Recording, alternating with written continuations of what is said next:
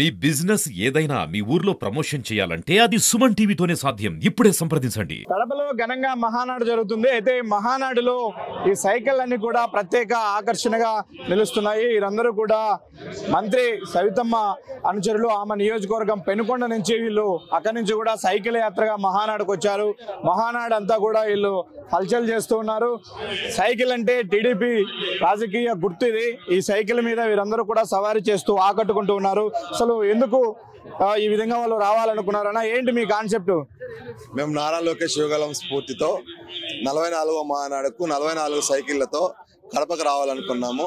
అదేవిధంగా మా మంత్రివర్యులైన కడప ఇన్ఛార్జ్ మంత్రివర్యులు గారికి, మా సవితమ్మక్క గారికి చెప్తే వెంటనే మాకు సైకిళ్ళు సమకూర్స్తే మేము 25న ఉదయం బయలుదేరి 27న నిన్న చేరుకున్నాము. మేము 25న మనము కదిరికి చేరుకొని కదిరి నుండి తర్వాత వేంపల్లెకి చేరుకున్నాము. తర్వాత నిన్న కడపకు చేరుకున్నాము. మాకు మెయిన్ ఏమంటే ఇక్కడ మేము నారా లోకేష్ గారి స్ఫూర్తితో ఈ సైకిల్ యాత్రను కంప్లీట్ చేసి మేము కడప చేరుకొని కడపలో 10కి 10 సీట్లు నెక్స్ట్ ఎలక్షన్ లో కంప్లీట్ చేయాలని కోరుకుంటూ సెలవు.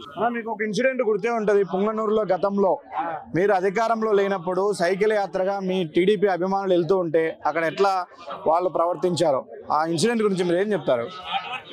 ఆ ఇన్సిడెంట్ వల్ల వాళ్ళకి ఎంత డ్యామేజ్ అయిందో మీకే తెలుసు. మనము ఇప్పుడు మేము చూస్తే ఇదే సైకిల్ యాత్రలో వస్తుంటే మాకు ప్రతి గ్రామంలో ప్రతి ఊర్లో పూల వర్షంతో స్వాగతం పలికినారు.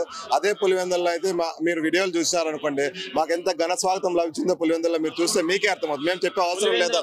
బీటెక్ రవి అన్న ఆధ్వర్యంలో పూలంగల్ సర్కిల్లో మేము సైకిల్ యాత్ర చేస్తుంటే ఆ పక్క పులివెందుల పుల్లి ఏం చేయలేకపోయింది.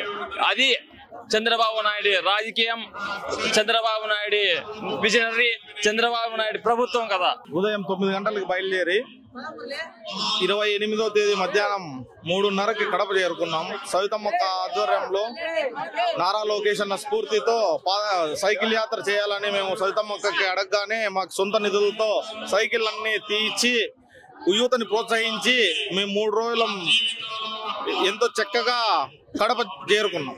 జై నారా లోకేష్ నాయకత్వం వర్ధిల్లాలి. మొత్తం మీద నారా లోకేష్ యువగలం స్ఫూర్తితో తామంతా సైకిల్ యాత్ర చేశామని, రాబోయే ఎన్నికల్లో కడపలో 10కి 10 స్థానాలు టీడీపీ గెలవాలన్న తమ ఆశయంతో, తమ మొక్కుబడితో ఈ విధంగా మహానాడు సభకు సైకిల్ ద్వారా వచ్చామని మనతో పాటు వీళ్ళందరూ కూడా చెప్తున్నారు. వీడియో జర్నలిస్ట్ సాగర్తో సుదర్శన్ రెడ్డి, సుమన్ టీవీ, కడప.